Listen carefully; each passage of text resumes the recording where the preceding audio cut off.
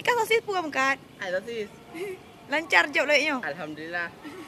Sosis kah yang buat pupayang apa? Raya. Raya. Aduh mak. Selain sosis pun lang makan. Dia macam-macam. Tempe? Dia. Tempe nari. Tempe baik dipedit-pedit kakak. Hana mangah. Ha. Bah? Dia. Yang terbaik bacut. Kalau terbaik boleh pay. Terbaik. Okay, nak cowok ketan, hana ketan ni nampak dah fikir tu, you know. Hangga lah dengan si Icok dah tanya. Ke, gimana kau nyan? Ikut bebu, ikut be. Ke ngan tak perkara gelang mak lo aku cok kentan lo mak